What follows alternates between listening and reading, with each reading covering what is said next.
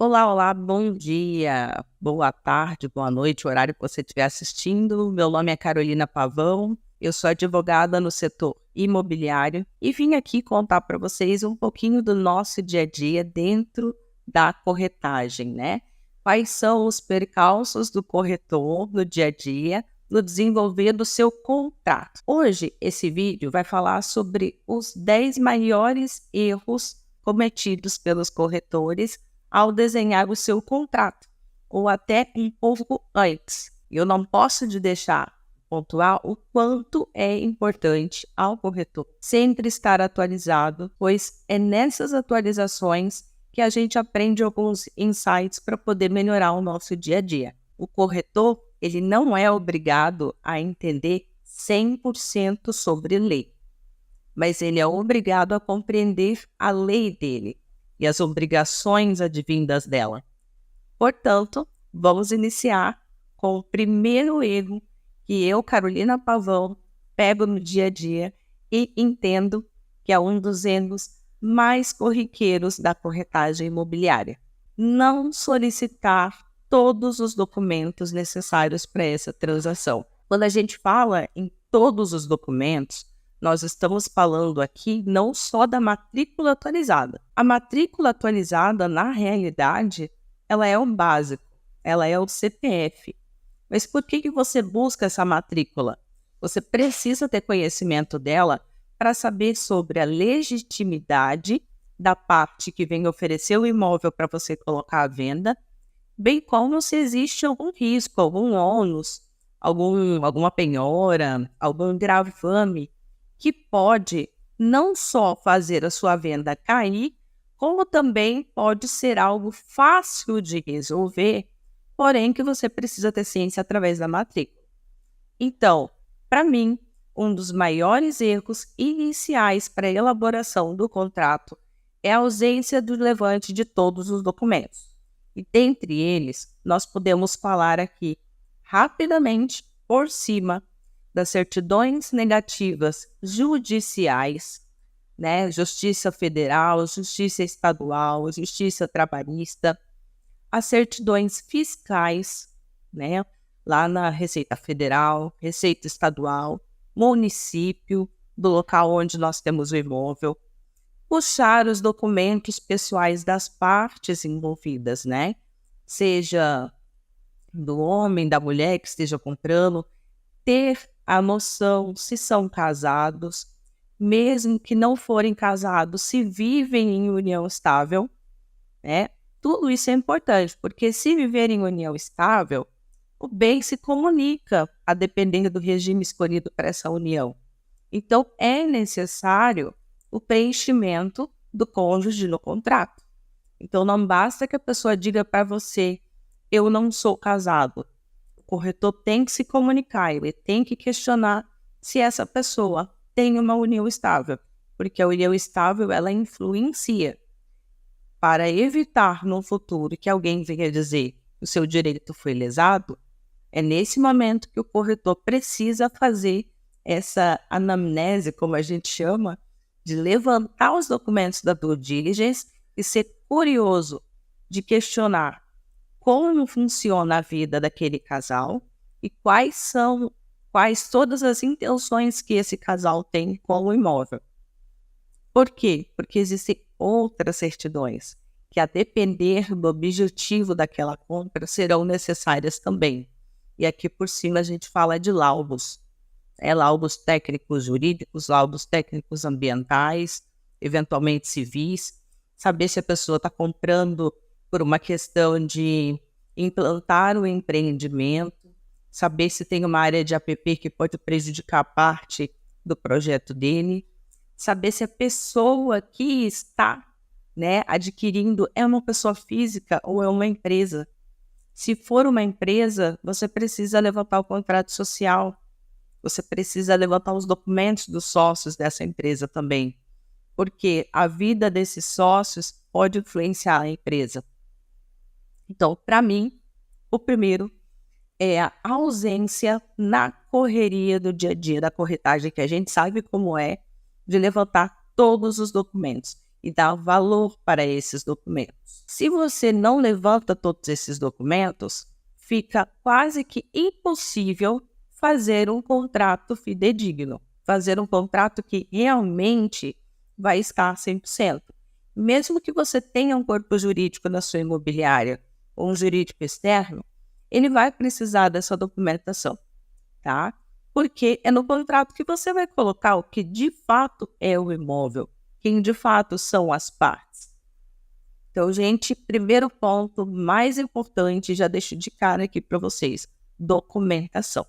Sempre esteja em dia, atento e dê o devido valor, porque ela vai ser importante para o seu contrato. Não qualificar as partes corretamente. Fazer aquele contrato jogando só nome, estado civil, CPF. Gente, nós nunca sabemos quando vamos precisar utilizar o contrato de fato. Eu sempre digo que o contrato particular, ele é um instrumento para ficar guardado. Ele é um instrumento particular. Nós não estamos falando ainda de escritura pública ou da transferência do bem. Todo contrato, e vulgarmente ele é chamado de contrato de gaveta, é para ficar guardado para quando se der um problema, eu vou atrás desse contrato para verificar prazos, penalidades, obrigações, de quem é a responsabilidade. Então, se eu não tiver qualificação corretamente das partes, eu precisar executar esse contrato, eu já tenho um problema, porque eu não sei corretamente onde eu vou buscar a parte, a documentação, se ela não estiver correta conforme os documentos físicos da pessoa, eu vou me atrapalhar na hora de fazer uma citação. Se eu qualificar apenas uma pessoa do casal, essa pessoa for casada, seja na comunhão total ou seja na parcial, esse contrato pode ser anulado.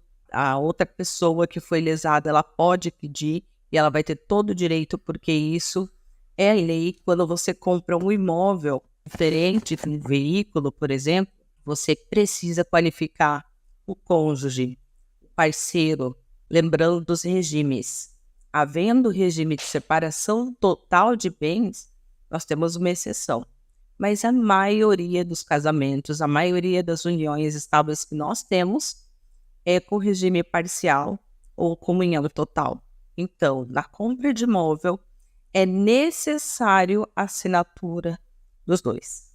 Terceiro ponto são o item das declarações. Muito possivelmente você tem na sua imobiliária um item chamado das declarações. Ele fica ali entre o item segundo, no máximo no terceiro, depois do objeto. As declarações é o espaço mais amplo para você colocar transparência de toda a negociação.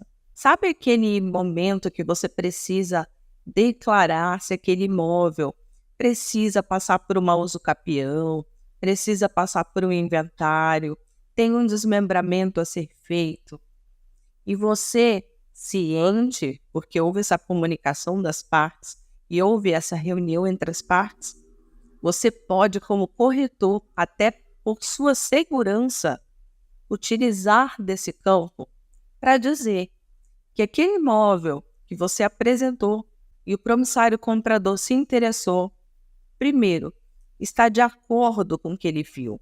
Ele foi em loco. Ele gostou do que ele viu, ele está satisfeito, ele não tem o que reclamar, principalmente quando a gente fala de imóveis usados, né? Segundo, se tem alguma locação vigente nesse imóvel, eu posso utilizar o campo das declarações, abrir parágrafos e dizer que o promissário comprador está ciente que tem uma locação que vai finalizar na data tal, que o promissário comprador está ciente que está pendente o trâmite de uma ação de inventário de número tal, ou no cartório extrajudicial X. Eu posso utilizar esse campo para explorar muito a transparência, que é um dos princípios basilares do contrato imobiliário, tá, gente? Dos contratos em geral. Então, utilizem, amarrem, coloquem assinaturas específicas do lado. Se você sabe que na sua imobiliária já aconteceu de algum cliente falar assim, o corretor não me avisou disso. Você sabe que você avisou. Você conversou com ele, olhou no olho. Mesmo assim, lá na frente, para evitar o risco dele dizer que você não informou, Aproveite esse momento. Descreva nessa cláusula e coloque ao lado uma assinatura específica. Outro item ainda dentro das declarações, que é o que a gente pega no dia a dia, é as pessoas colocarem legítimo proprietário. O vendedor, o promitente vendedor, declara-se legítimo proprietário. Lembrando que legítimo proprietário é aquele que tem o nome lá na matrícula. É a última pessoa que consta na sua matrícula atualizada como proprietário. Se não for essa pessoa, você precisa identificar se ele tem só a posse ou se ele tem uma procuração pública outorgada pelo legítimo proprietário que consta na matrícula para poder autorizar essa venda. Isso é importante porque se a pessoa que está vendendo não é a legítima proprietária, não possui procuração e nem é uma posseira que está lá há certo tempo com outro contrato particular, acena um alerta. Essa pessoa ela pode estar cometendo um crime e se você não tiver a visão e a preocupação de análise desse documento, nós temos um problema. Outro, se ele não é o legítimo proprietário da matrícula, mas ele é o posseiro, não tem problema se ele tem contratos que demonstram a posse dele, né, sem vício, ela não é clandestina, não teve oposição, ele comprou por via de contrato, não tem problema, desde que você, corretor, altere essa palavra legítimo proprietário para legítimo possuidor, né? E descreva essa posse, descreva esse contrato de posse, porque a pessoa que está comprando, ela vai tomar ciência através do instrumento, ela vai ler o instrumento, você vai ler com ela, você vai explicar. Então, ela sabe que ela precisa regularizar a propriedade, conforme acordo das partes. Se é um, se é outro que vai regularizar, mas está pendente essa regularização. Quarto ponto, não ser transparente. O corretor, ele necessita obrigatoriamente agir com transparência. E aí eu já até mencionei aqui nos itens anteriores. A transparência é trazer para o contrato tudo o que foi conversado. Quando eu falo tudo que foi conversado, é se alguém, por exemplo, estou comprando um imóvel que é para mim, mas vai ficar com a fulana e tem que ir para o nome da fulana esse imóvel. Eu tenho que deixar descrito. Eu tenho que deixar descrito nesse contrato que a partir do momento que for feita a transferência pode ser feita para o nome dele que está comprando ou para o nome de quem ele indicar. Se eu tenho uma situação de desmembramento pendente, de novo, de inventário pendente, né? Se eu tenho que regularizar a posse, transparência, coloque isso no contrato. Ah, Carol, mas o contrato vai ficar imenso. Não tem problema, não tem problema. O objetivo do contrato não é ser pequeno ou imenso. O objetivo do contrato é trazer segurança para as partes, porque você assessora ela, você é um prestador de serviço dela, mas principalmente para você, corretor. Porque uma vez que você teve o cuidado de colocar no contrato e fazer as partes assinarem, ninguém vai poder dizer que não tinha ciência, que o corretor não agiu com a diligência.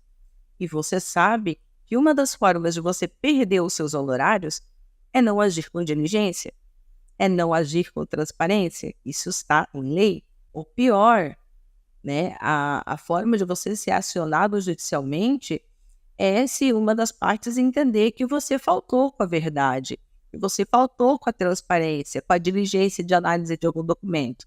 Então, coloca no contrato, coloca para assinar, assinatura específica do lado da cláusula que dá sempre mais problema.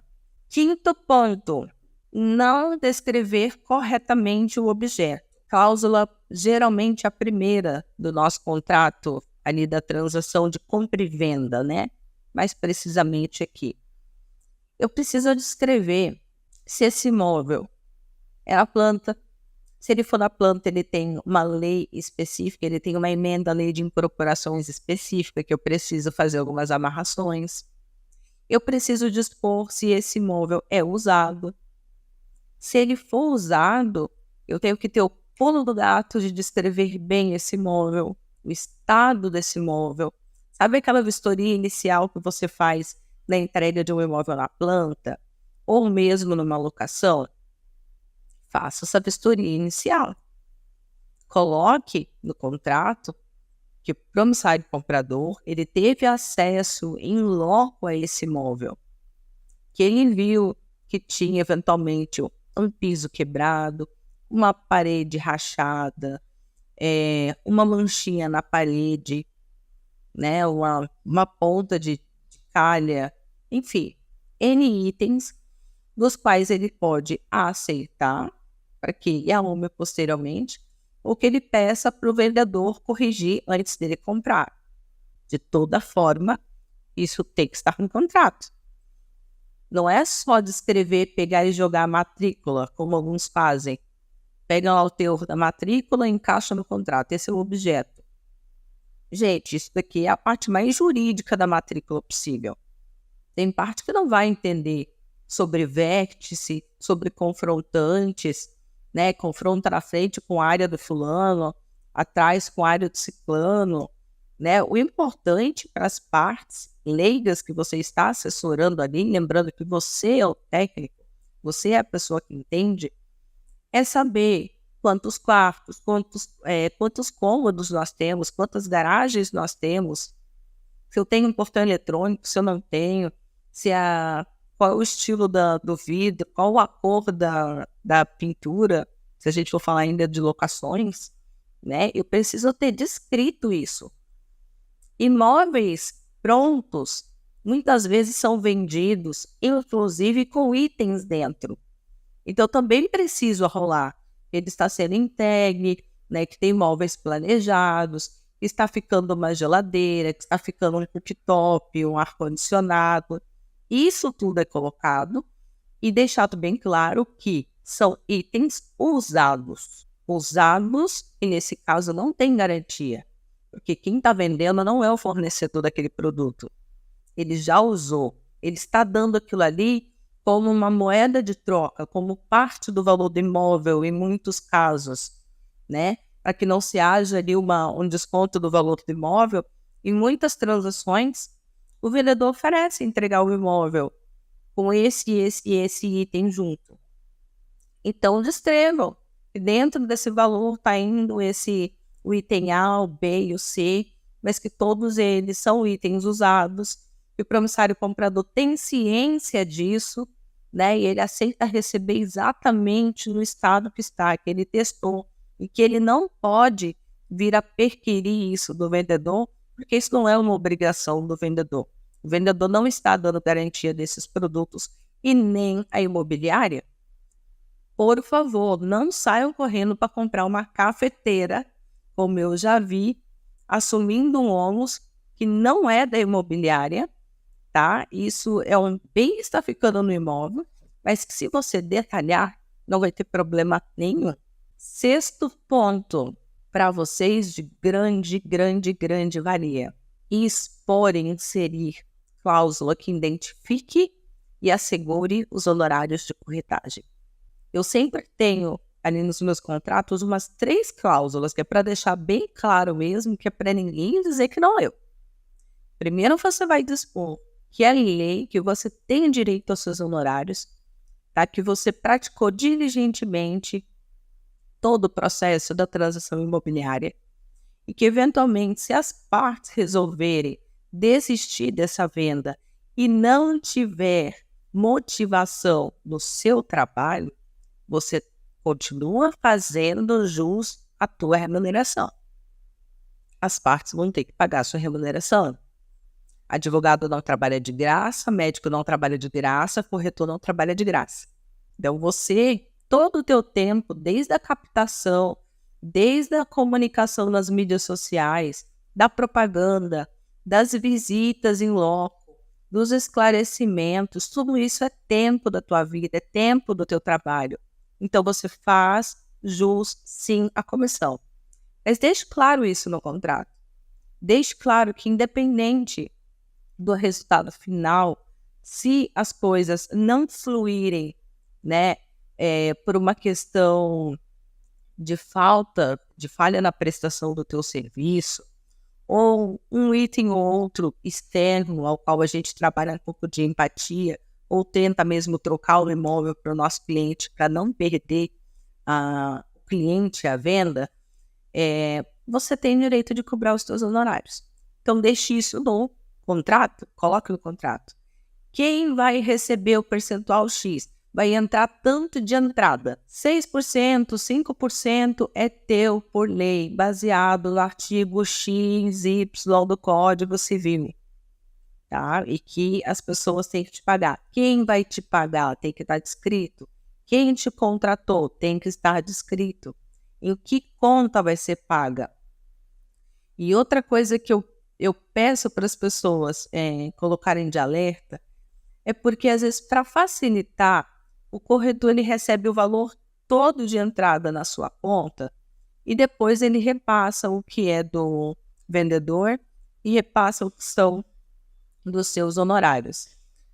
Eu, Carolina, né, eu não posso falar por todos, eu prefiro que isso fique bem separado. O que é do vendedor, na conta do vendedor. O que é da sua comissão, na sua conta. Porque se eventualmente der algum pepino, e a gente nunca sabe o que pode acontecer lá na frente, podem querer te incluir pedindo para você devolver sua comissão também, porque estava lá junto do bolo que foi recebido a entrada do vendedor. Né? Então, até para questões de processo, no momento de nós descrevermos, juiz, essa parte foi a entrada de fato do imóvel, mas isso daqui faz respeito aos honorários do corretor. Isso daqui é a entrada. O corretor trabalhou perfeitamente, ele teve diligência. Então, não é justo que ele venha perder os honorários dele, porque não foi ele que deu ensejo a esse encerrar. 7º ponto, não inserir prazos. Na correria, a gente coloca muitas vezes lá, eu preciso que a pessoa saia do imóvel dia X para outra pessoa poder entrar, quem comprou, né? O vendedor tem que sair dali a 30, 45 dias, 60 dias para o comprador poder entrar. Ou ainda, quando se trata dos prazos de escrituração, né? Você tem 30 dias para escriturar e transferir o imóvel para o seu nome. Muitas vezes aparece no contrato essas obrigações, mas não aparece o prazo certo e não aparece penalidade para quem descumprir esse prazo. E isso é muito importante, porque só eu aplicando uma penalidade, primeiro, que a parte se sente preocupada em cumprir, segundo, só aplicando uma penalidade, eu vou poder executar se essa parte não cumprir com o que ela prometeu no contrato. Né? O contrato é um acordo entre as partes, então cada um tem que cumprir com a sua parte. Então é muito importante. Isso é um calo para muitos incorporadores no momento em que o comprador às vezes não fez o cálculo devido ali de pagamento de TBI, da escrituração, e acaba ficando um pouco mais salgado, né? E ele não consegue fazer o trâmite de escriturar e fazer a transferência ali dentro dos seus 30, 60 dias, e aquilo fica lá no nome do incorporador ou do vendedor. Só que ninguém para pensar no que pode acontecer dali para frente. O vendedor ele pode assumir uma dívida e não conseguir pagar, ele pode ser acionado judicialmente, e aí aquele imóvel está ainda no nome dele. Então ele pode vir a ser chamado num processo judicial para poder pagar uma conta. O comprador vai perder esse imóvel? Não exatamente. Tá? Na maioria dos casos ele não perde, mas ele vai ter que gastar com embargo de terceiro. Ele vai ter que entrar, né, com uma defesa nesse processo para poder dizer que eu sou comprador de boa fé, quando eu comprei não tinha nenhum problema, né, nas certidões não tinha nada apontando, eu paguei por esse imóvel, mas é um incômodo. O comprador ele vai ter que acionar um advogado para poder trabalhar por ele. Isso é custo. Vamos cumprir os prazos, vamos aplicar multas para poder forçar com que as partes realmente cumpram com o que pactuaram nesse contrato. E a questão da emissão na posse é a mesma coisa.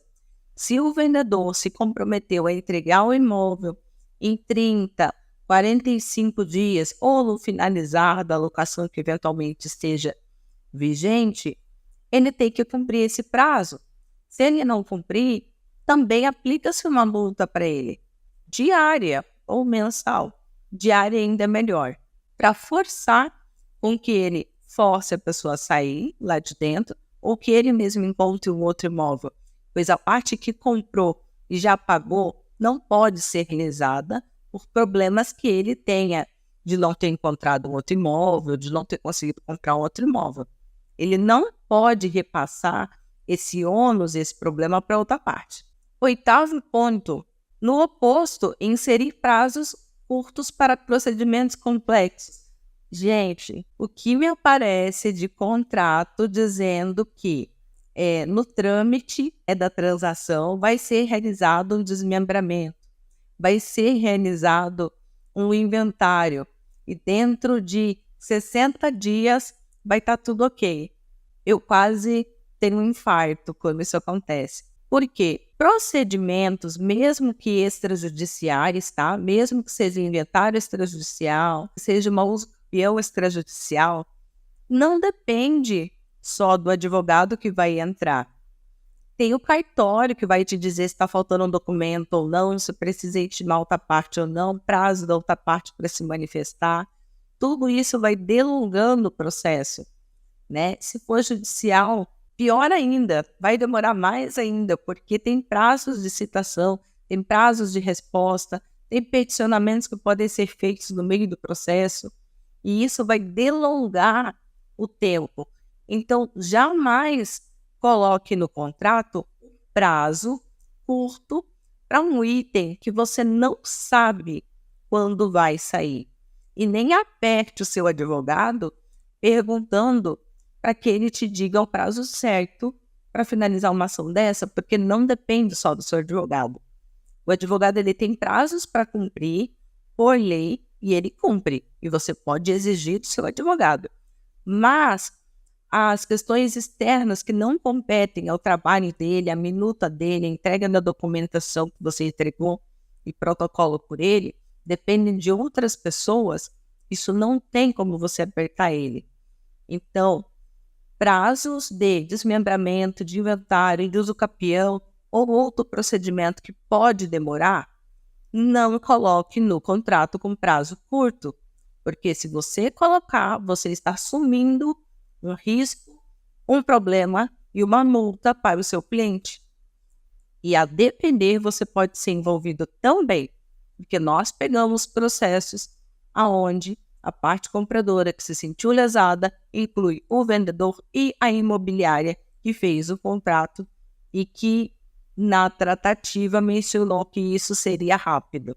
Em 9º item, falando agora um pouquinho de locações, pego muitos contratos na locação de imóveis onde inicia-se lindamente falando que o contrato ele é abarcado pela garantia locatícia caução.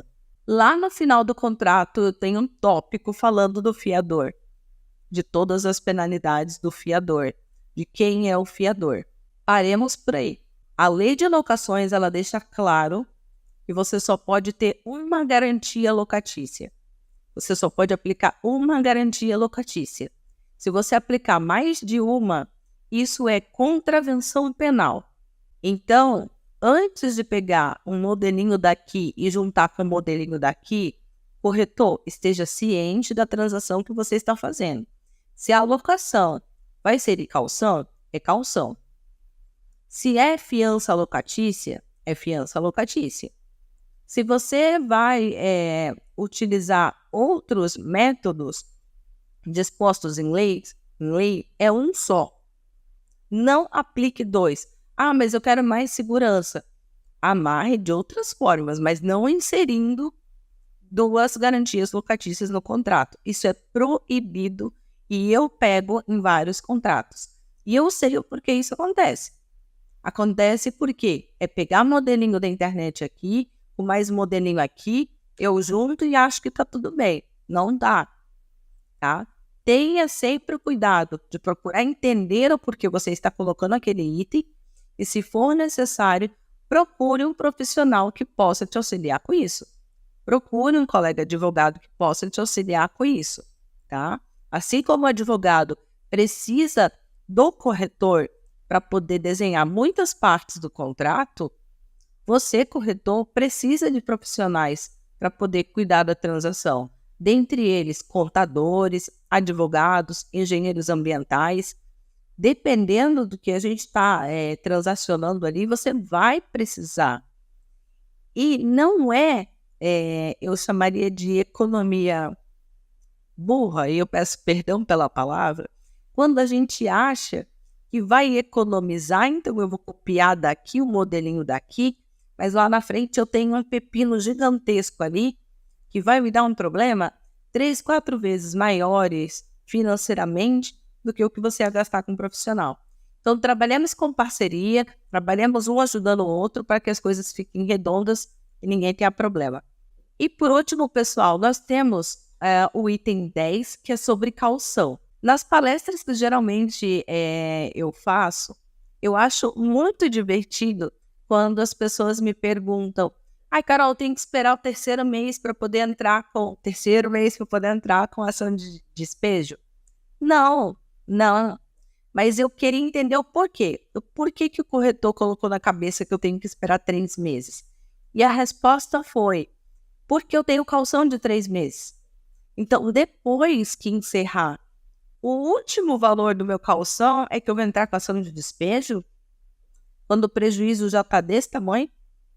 A lei ela é muito clara. Você está inadimplente, tá? 1 mês de locação que seja, ou ainda não é nem a locação, você está inadimplente com os acessórios dessa locação, você já está oportunizando uma ação de despejo contra você, tá? Então, não esperemos os 3 meses de caução, porque o teu prejuízo, o prejuízo do locador e da imobiliária, que tem a obrigação de comunicar as partes e orientar o que deve se fazer, pode ser muito maior. Não aguarde os 3 meses se a garantia for caução. O caução você utiliza para pagar um mês que ficou em aberto. Perfeito. Só que nesse momento que você tirou esse mês que ficou em aberto, você já não tem mais a garantia locatícia do contrato. Porque a garantia locatícia do contrato eram 3 meses. E você agora só tem 2. E você corre o risco de ficar com 1. E daqui a pouco com 0. Então, não espere a última mensalidade da caução guardada para você poder entrar com essa ação de despejo, tá?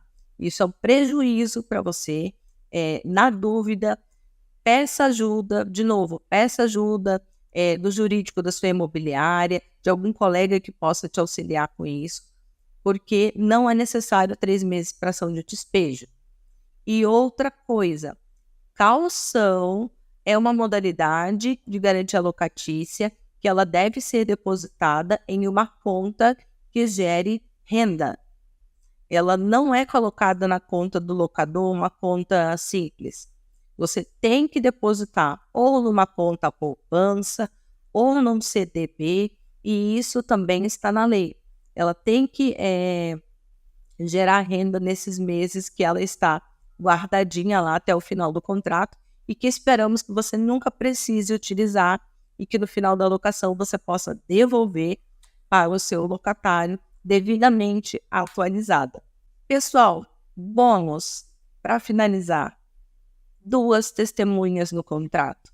As pessoas não entendem a importância dessas 2 testemunhas quando a gente coloca, né? As 2 testemunhas, em alguns casos, elas podem até validar uma ausência de uma assinatura com autenticidade. Mas em caso de imóveis, eu não oriento as pessoas.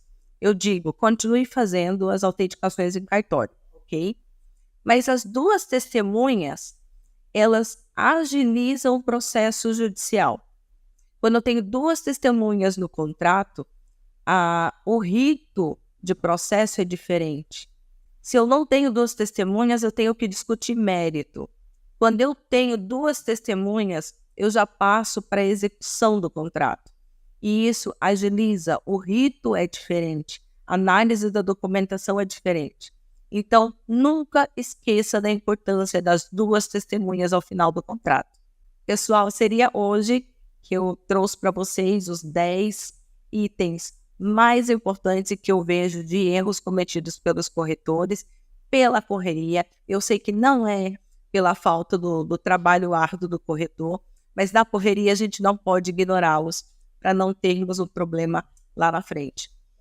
Eu agradeço a oportunidade de estar aqui com vocês, agradeço aos telespectadores que viram até o final, agradeço aqui tanto ao IVREP quanto ao Corretor Conteúdo. Sigam eles nas redes sociais, aqui também, sigam para novos vídeos, tem sempre profissionais da área, tá? E quem quiser me seguir também, tem o Instagram Carolina Pavão. Agradeço a vocês mais uma vez.